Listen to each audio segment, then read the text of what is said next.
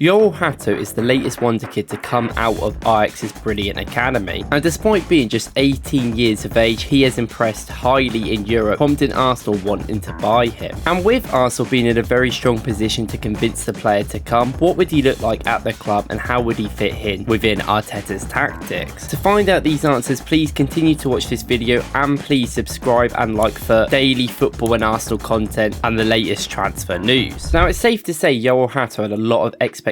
going into this season. He was a bit part player within the squad last year, and while he turned 17 midway through the season, was expected to step up in the absence of Jurrien Timber, who went to Arsenal. And despite overall Ajax not having the best season, Jorrel Hato can definitely hold his head high as he played 45 games for his boyhood club while still being a teenager. Now, I actually did a video about this guy 4 or 5 months ago, so if you want to see more into his life and who of a player he is, go and watch that video. This video is more going to be talking about the tactics and how a player like that would fit into Arsenal's current setup. So Hato is a left-footed defender who has majority played at centre-back this season, starting 36 games there and only playing 9 games in left-back as well. This shows a real key area that Arsenal need to strengthen, as Arteta wants a new left-footed defender, with the fact that Kiwior is unable to play left-back and invert into the middle, and playing someone like Hato would free up the options to let other players invert around the squad, while also being brilliant cover in centre-back if anything was to happen to Gabriel or Kiwior. Now, this wouldn't have been a massive issue if Timber had actually played this season, but because he was injured all year and you never know that could happen again, the idea of getting someone young who can develop into different positions that has already got the ability to invert and play as a ball-playing defender is probably the best option for the team. Now, coming from the famous Ajax academy, he's obviously going to have the Ajax traits, having brilliant football IQ and being an archetype for modern defending. He has no issue breaking the lines up with his passes and relishes pushing into midfield to help his side's build up. This is reflected by the fact he has 91 pass completion in the Eredivisie this season, and the fact he is averaging 5 progressive passes per 90, which is a great amount for any defender. But it doesn't stop there, because Hato has a brilliant ability to carry the ball as well. His quick feet and coolness under pressure means just one player in the whole of the Eredivisie, being David Hanko from Feyenoord, has racked up a high progressive carry distance in the Eredivisie. Now, Ajax haven't been good this season, but his ability to drive his team forward from the back has been pivotal in getting Ajax some results that they needed and to get them in Europe this year. And any attacking team in the top 6 that want to have the ball as much as Arsenal do would love to have a player that can run up the pitch as well, not relying on other players to take the ball from him at all given opportunity. Defensively, there's a lot to like about his game too, because he doesn't go looking for tackles and force things to happen. And being from Ajax, he is used to having the ball a lot, but because they've had a poor season, he has probably had to do more tackles and blocks than you would expect. And he is sitting at 2 tackles per 90 and about 1.5 blocks, which is a very good number, and he's only picked up 4 yellow cards in the whole of the Eredivisie this season, showing he has a lot of patience about him and he's not rash in a tackle. And despite just turning 18 a few months ago, was actually given the captain's armband in some of Ajax's games, and despite them obviously having a very young team and isn't exactly used to the Ajax atmosphere, given the captaincy to someone who is literally a child is even shows stupidity from the management or great skill and ability that the guy has to direct and demand a lot of his team. Now, Arsenal are always trying to pad out their squad, and that's what they've been trying to do the last few years, and I think you're going to see more of it this summer with players like El Nene and Partey believing, while squad players like Eddie Nketiah and Ramsdale also get sold too. This means the squad needs to get better and needs to be players that are willing to be on the bench but also have the ability to get better and break into the first team in the future. Hato being 18 would probably not expect to start, so he'd understandably be on the bench for some games. But the fact he is so good at playing with his feet out and is almost like a mini Timber with his physicality and also his tackling ability could develop into another Timber that could be even better in the future. And if Kiwior is willing to stay, which it looks like he is, I think he's going to be the centre-back backup in case Gabriel gets injured, because he's very good in that role and can be very good in aerial duels. This is something where Hato does struggle with. He isn't the best with aerial duels and is only winning around 2 a game, losing most of his duels up there. This is something Arsenal would want to their centre-back to be better at, and his height being 5'11", I don't think he would be a long-term solution for the left centre-back role. He could still grow, he is very young, but you wouldn't expect it now. So him probably playing as a left-back for the future of Arsenal could also be an option, where Timber will be pushed out onto the right because he is more naturally right-footed, despite him obviously doing a very good job in left-back as well. This means you can have Hato sitting there waiting for his opportunity and developing into that role over time, and for now play Tomiyasu or Timber in in that left back inverted role and be able to rotate with Ben White, whoever plays right back. And you could definitely in the future change this even more naturally when you get someone who's a proper left footer to do this and can defend a bit more than Zinchenko can. And the fact that Arsenal want to move their system around in games and they kind of want their players to be smart enough to change up, I think considering his football IQ and how smart he has shown himself to be at such a young age, could prove to be a very good option in the future. And although he's a player that wants to be on the ball for teams that are dominating most often, he can also do the other side of it, being good in a mid-block or defensive block if the other teams are pressing him, because he's had to do that a lot this season with how poor Ajax have been. And with his confidence on the ball, it definitely helps Arsenal in attacking sense. Per 90, he is doing around 0.69 take-ons, which is very good for a defender, and he's winning most of the take-ons that he does, being smart when he does it. While also that, he is also getting a non-penalty expected goals and expected assists of 0.11 per game for a defender. This is great. And he's getting around 1.6 shot creating actions, so he is bringing the ball up even by carries or passes that is leading to the team to have shot. And at such a young age in a league which is competitive such as the Eredivisie, it does show a lot of potential there from an academy that usually gets it right. And while Arsenal are going to be looking for them players that can start a lot of the games this season, them big world-class players that can definitely elevate the squad like Declan Rice did, they're also going to be looking for potential players that they can develop into these stars in the future like Arsenal always have. And with the likes of Arteta wanting another striker to maybe put on a bit of a developmental plan to get into the picture later on, he is going to have to pick these young players up and develop them into the players that he wants if he can't find anyone to do the roles. And although Hato did sign a new contract with Ajax just 6 months ago, it was thought that it was believed Arsenal wanted it to happen to keep everything good between the two clubs, to not make sure reputations were damaged and so we could keep doing business with them.